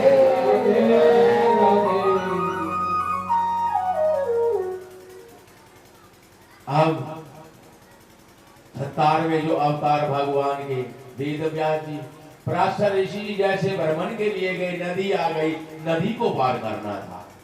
वहां पर एक मछियारा रहता था। उस मछियारे से कहने लगे, हे मछियारे, मुझे अपनी नाव में बैठा करके ये नदी पार करवा दे। मछियारा कहने लगा, हे महाराज, आपको मेरी पुत्री है ना सत्यवती, ये नाव में बैठा करके नदी पार करवाई। अब सत्यवती की नाव में पराशर ऋषि जी सवार हुए। सत्यवती जैसे लेकर के चली, सत्यवती बहुत सुंदर सुशील एक कन्या थी तो मछियारे की लड़की। पराशर ऋषि कहने लगे, हे देवी, तुम्हें पुत्र होगा। कहने लगी सत्यवती, हे महाराज, मुझे पुत्र तो तब होगा ना जब मेरा विवाह होगा, अभी तो मेरा विवाह तक ना हुआ। और कहने लगी, मेरी तीन शर्त कौन पूरी करे, तभी तो मेरा विवाह होगा, तभी मुझे पुत्र होगा। कि कौन कौन शर्त है देवी जी? कि मेरी पहली जो शर्त है कि मैं एक मछियारे की लड़की हूं, मगर मेरे गर्भ से जो पुत्र जन्म लेगा उसके शरीर से कभी भी मछलियों की दुर्गंध नहीं आनी चाहिए। पहली शर्त। कहने लगे पराशर जी महाराज तेरी दूसरी शर्त कौन? कि दूसरी शर्त मेरी ये कि भले ही मैं एक दलित की बेटी हूँ, एक गरीब की बेटी हूँ, एक मछियारी की बेटी हूँ, मगर मेरे उधर से मेरे गर्भ से जो पुत्र पैदा होगा वो इस ब्रह्मांड में सबसे बड़ा ज्ञानवान होगा, उससे बड़ा कोई ज्ञानी ना हो। कहने लगे देवी जी तेरी तीसरी शर्त कौन? कि मेरी तीसरी शर्त महाराज कि जब मैं पुत्र प्राप्ति के लिए गर्भ धारण करूं इस संसार का कोई भी जीव जंतु मुझे देख ना पाए। इतना कहते ही उस नाव को बड़े बड़े पहाड़ अपना राह छोड़ करके चल पड़े। बड़े बड़े पर्वत आ गए और नाव को चारों ओर से ढक लिया। धुंधा छा गई, अंधेरा हो गया और उस अंधेरे में सत्यवती माता ने वेद व्यास जी को जन्म दिया। बोलिए वेद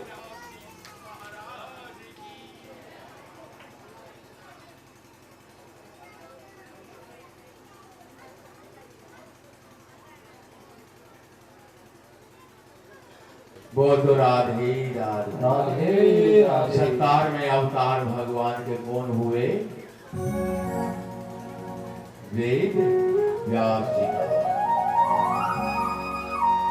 अब 18वें जो अवतार मेरे प्रभु के हुए,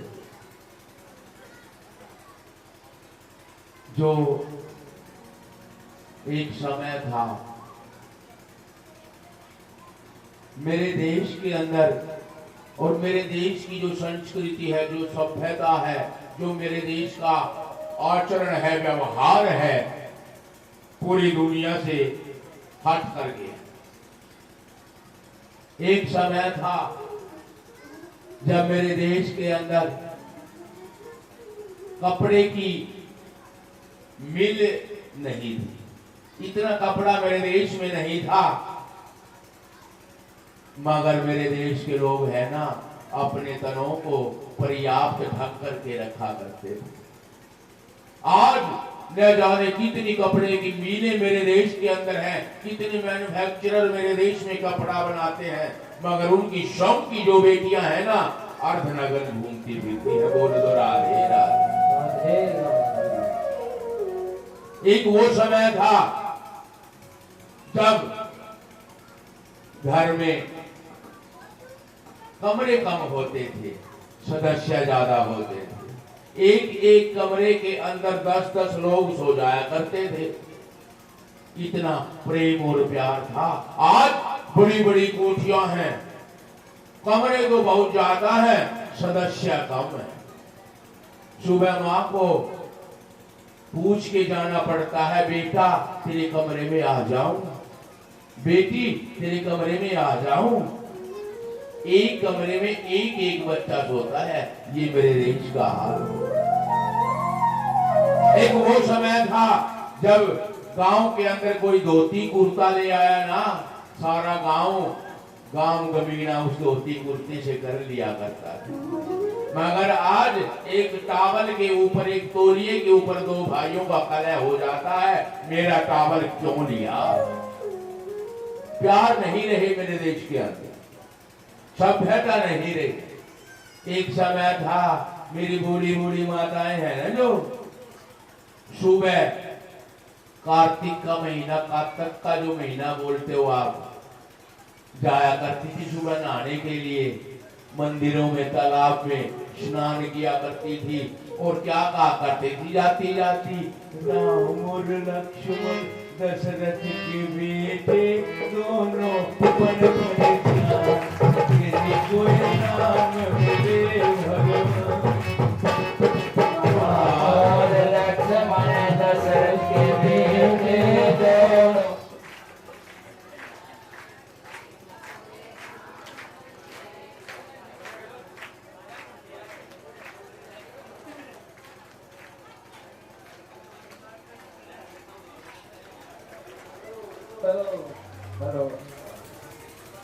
हेलो। जब वो इतने अच्छे अच्छे गीत गाती थी, पिता मारी का पता नहीं है, सीता हमारी माँ, तेरी कोई नाम है रे भगवान। और लक्ष्मण दोनों वन घट जा, तेरी कोई नाम तेरे भगवान। लोड कम कर दो, ये स्पीकर एक दो घटा दो, जब बोल रहा है दिखा है और क्या तू पढ़ा जरूरी है। ये परमात्मा की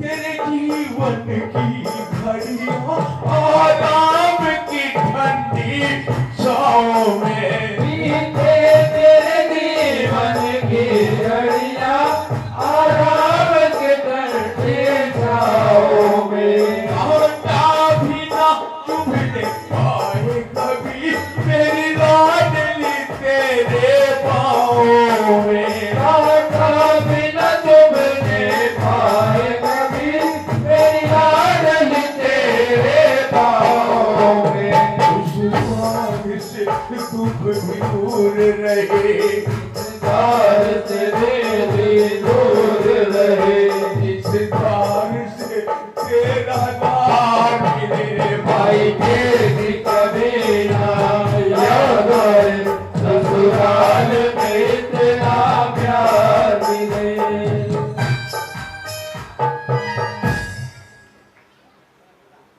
आओ माता जानकी अयोध्या में अपने ससुराल में चली, और क्योंकि महाराज दशरथ जो थे वृद्ध हो गए थे, एक दिन सायंकाल के समय नगर में मिलाती करवाई कि सुबह भोर में मेरे पुत्र श्री राम को अयोध्या का राजा बनाया जाएगा। सारा नगर अयोध्या पूरी पूरी खुशी में झूम उठी कि श्री राम को राजा बनाया जाएगा, श्री राम राजा बनेंगे। जब ये मिलाती हो रही थी तो अयोध्या में एक केकई जो माता थी, उनकी दासी थी जिसका नाम था मंथरा।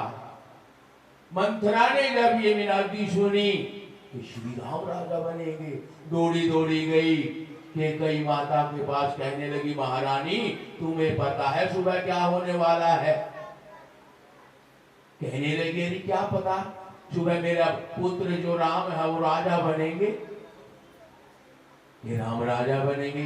अरे पगली तुझे पता नहीं, राम राजा बनेंगे। मैं चाहती हूँ कि भरत राजा बने, क्योंकि मैंने गोद में अपने खिलाया है और तेरा पुत्र दास का दास रहेगा। उस मंथरा ने के कई माता की बुद्धि को हर लिया। बोल दो राधे राधे राधे राधे। और कहने लगी अरे दासी क्या करूं फिर मैं?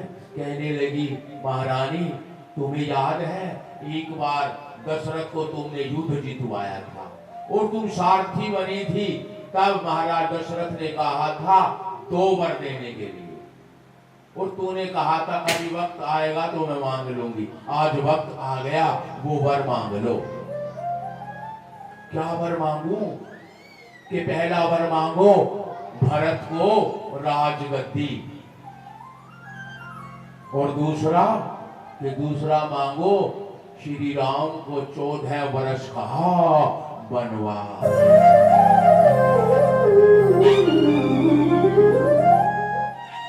कहने लगी राजगद्दी तो मेरे भरत के लिए चलो ठीक है, मैं मेरे प्रभु श्री राम के लिए 14 वर्ष का वनवास नहीं मांग सकती। यहाँ पे 33 कोटि देवी देवता लोग आ गए और माता के कई से कहने लगे कि हे माता तुम्हें ये वरदान तो मांगना होगा, 14 वर्ष का वनवास श्री राम को होना चाहिए, न जाने किन किन संतों से मिलन होगा। किन किन का उद्धार श्री राम ने करना है। मगर कैकेयी माता ने 33 कोटि देवताओं को भी ठुकरा दिया था कि मैं ये नहीं मांग सकती, क्योंकि कैकेयी माता श्री राम से जो प्यार करती थी ना, इतना प्यार कभी किसी माँ ने अपने पुत्र से ना किया होगा। और फिर सभी 33 कोटि देवी देवता जो थे माता सरस्वती के पास में गए, जाकर के उनकी उपासना की कि हे माता, तुम कैकेयी के कंठ में विराजमान हो जाओ और उनके मुख से कहलवाओ के 14 वर्ष का वनवास। तब माता सरस्वती कैकेयी के कंठ पे आई थी और कैकेयी माता के मुख से उसने सरस्वती मैया ने कहलवाया था। और जब महाराज दशरथ महल में आए, कोक भवन में कैकेयी थी, कहने लगी महाराज मैंने तुमसे 2 वर मांगने हैं। कि मांग, कौन से वर मांगना चाहती है? मैं बड़ा प्रसन्न हूं, सुबह भोर में मेरे पुत्र को राजा बनाया जाएगा। कहने लगी मेरे वर सुनो कि पहला वर कि मेरे भरत को राजगद्दी। कहने लगी क्या कह रही है कैकेयी? कि नहीं, कि दूसरा मेरा वर श्री राम को 14 वर्ष का वनवास। इतना कहा महाराज दशरथ रोने लगे, दहाड़ मार के रोए। कैकेयी तू कह दे कि ये सब झूठ है, मैं श्री राम के बगैर नहीं रह सकता, श्री राम मेरे प्राण हैं, तू राजपाट ले, जो मर्जी ले, मगर ये वरदान, ये वर ना ले कि मेरे श्री राम को 14 वर्ष का वनवास हो। कि कैकेयी तूने लूट लिया दशरथ के खजाने को, कैकेयी तूने लूट लिया दशरथ के खजाने को, रानी तू तरस जाएगी मांग अपनी खजाने को, रानी तू तरस जाएगी मांग अपनी खजाने को।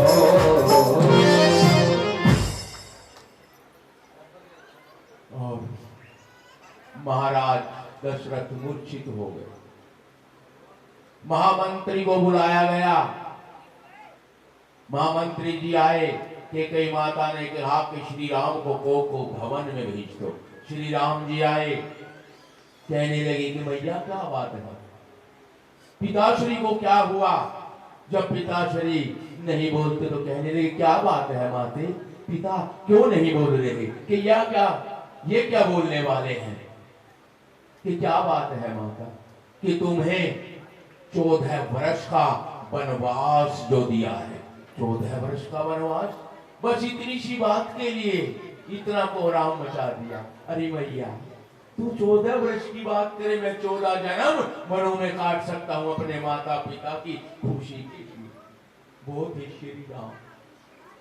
और जब चलने लगे कि वनों में खुशी खुशी जाने लगे, तो कहने लगी कि कैकेयी के पुत्र राजशाही वस्त्र उतार दो, वनवासी वस्त्रों में जाना होगा।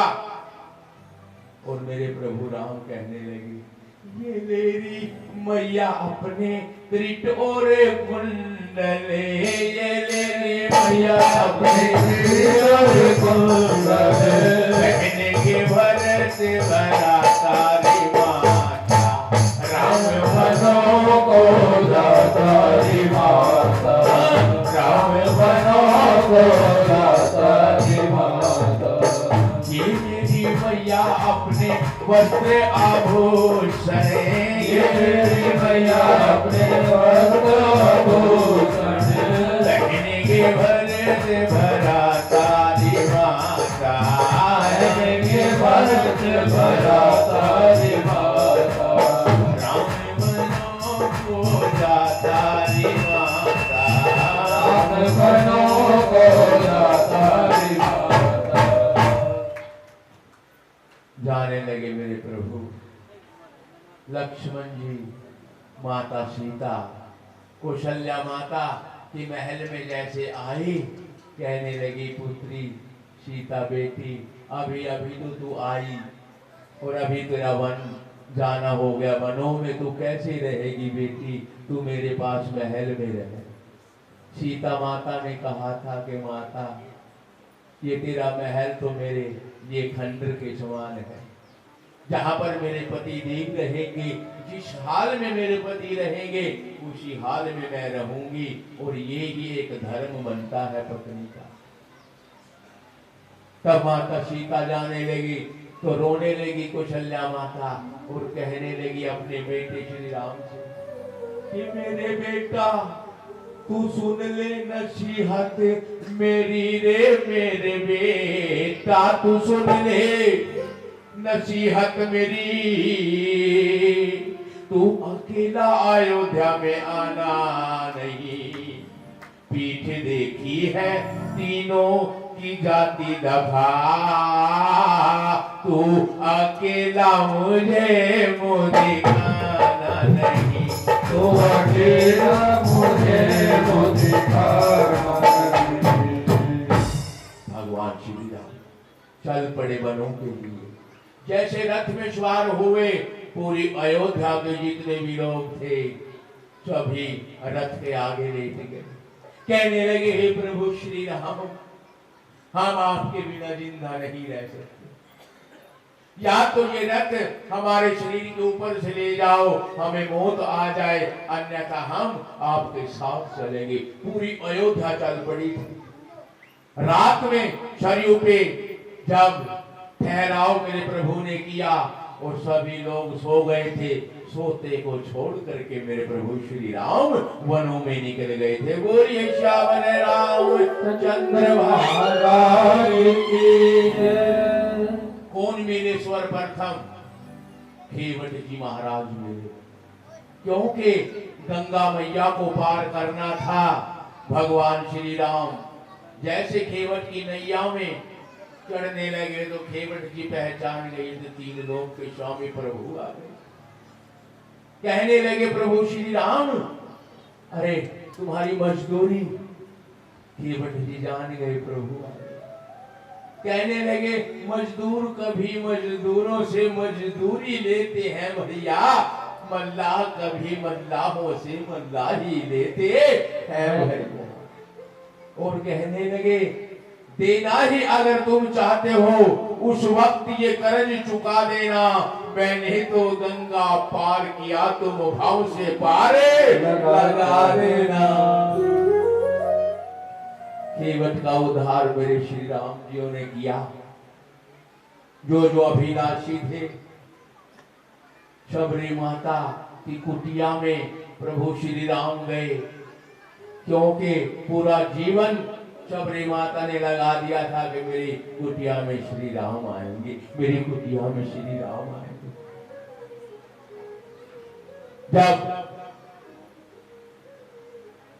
शरूपनखा मिली, शरूपनखा की नीयत खराब हो मेरे प्रभु पे हो गई, क्योंकि मेरे प्रभु इतने सुंदर। लक्ष्मण ने नाक काट दिया था और वहीं से माता सीता का हरण होना स्वाभाविक था। रावण ने एक साधु का भेष किया और वनों में आए और मारीच को हिरण बनाया था, और उस मरी को देख करके श्री राम पकड़ने गए। तब माता जानकी को साधु के भेष में आए रावण जी और हर के लेकर के गए। फिर वनों के अंदर भरतलाल जी आए, और भरत जैसे आए भगवान श्री राम देख करके बड़े प्रसन्न हुए। कहने लगे भरत के भाई, मुझे अपने खड़ाऊ दो, मैं तुम्हारे खड़ाऊ लेकर के ही राज करूंगा। और खड़ाऊ लेकर के जब चले, ये राम भक्त लेके चला राम की निशानी, राम भक्त लेके चला राम की निशानी, राम भक्त लेके चला राम की निशानी, राम भक्त लेके चला राम की निशानी। सर पे खड़ाऊ और आंखों में पानी, राम भक्त लेके चला राम की निशानी, राम भक्त लेके चला राम की निशानी। ऐसे भाई हुए।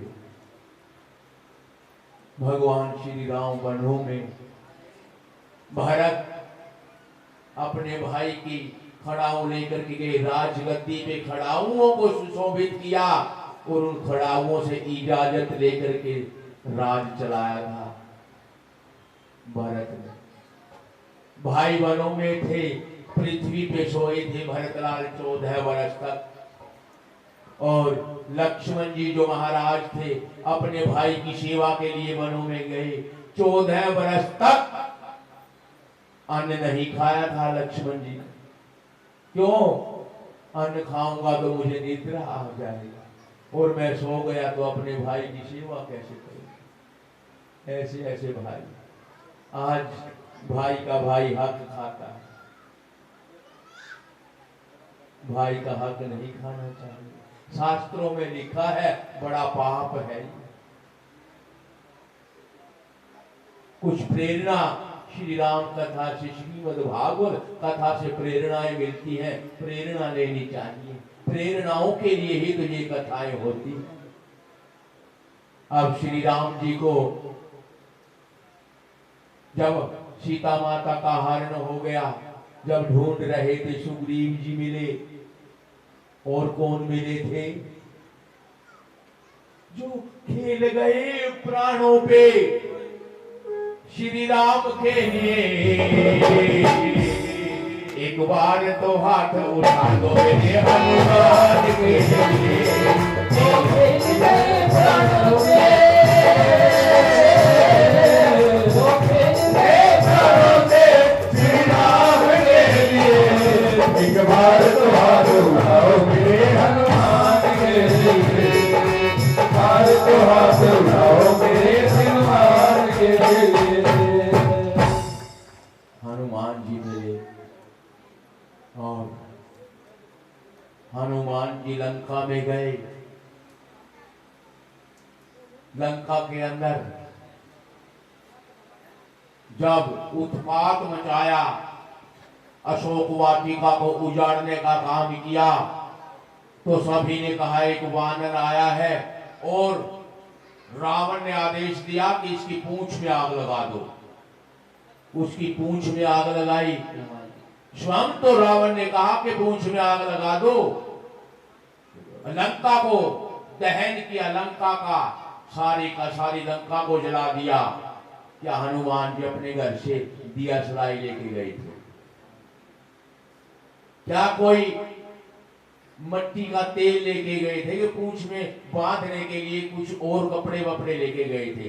सारा का सारा इंतजाम रावण के आदमियों ने किया था कि लगा दे इसकी पूंछ में, अगर लंका दहन कर देगा। बोल दो राधे राधे राधे। अब वो पुल बनाया गया लंका में जाने के लिए, राम सेतु। किसने बनाया था वो पुल? कौन थे इंजीनियर? नल और नील थे। पत्थरों को फेंकते रहे, वो पत्थर तैरते रहे। उनको श्राप दिया था ब्राह्मण देवताओं ने कि तुम जो भी जल के अंदर डालोगे वो तैरने लग जाएगा, क्योंकि सब कुछ फेंक दिया करते थे। श्रापित थे वो नल नील। मगर प्रभु श्री राम ने एक पत्थर फेंक दिया था, वो डूब गया था। बोल दो राधे राधे। हनुमान जी ने देख लिया कि श्री राम जी ने पत्थर फेंक दिया, वो ये तो डूब गया। श्री राम जी कहने लगे पोल पट्टी पर फाड़ना हनुमान जी, अन्यथा तो सारी सेना का है ना विश्वास उठ जाएगा। तब कहने लगे हनुमान जी, हे प्रभु, जिसे आप ही फेंक दोगे ना वो तो डूबने वाला ही, वो तो डूबे ही डूबेगा। बोल दो श्यावर रामचंद्र की जय। अब लंका में विभीषण जो थे, एक आत्मा नेक आत्मा थी, बाकी सब पापी आत्माएं थी लंकापुरी में। एक विभीषण थे जिसके द्वार के ऊपर श्री राम जी लिखा था और द्वार पे तुलसी माता का पेड़ खड़ा था। और अयोध्यापुरी के अंदर सब आत्माएं नेक थी, एक आत्मा पापी थी, वो मंथरा। अगर मंथरा अयोध्या का जल पी लेती, अन्न खा लेती, तो फिर श्री राम को वनवास होने वाला नहीं था।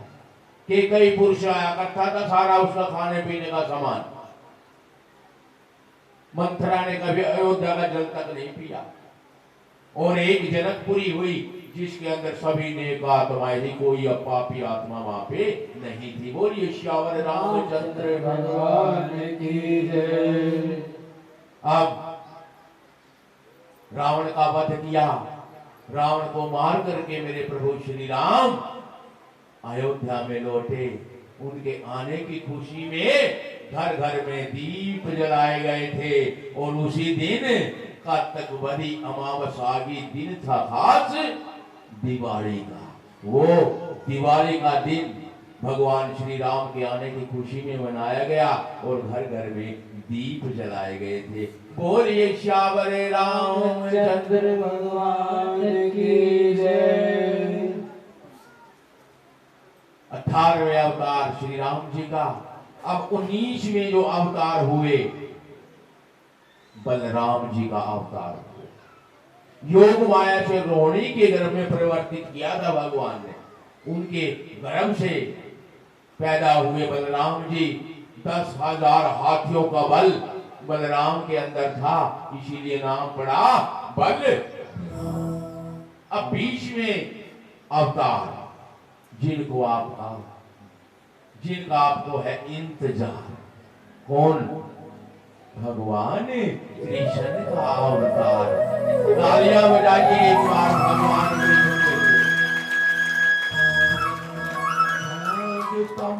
कृष्ण। स्वागतम कृष्ण, स्वागतम कृष्ण, स्वागतम कृष्ण।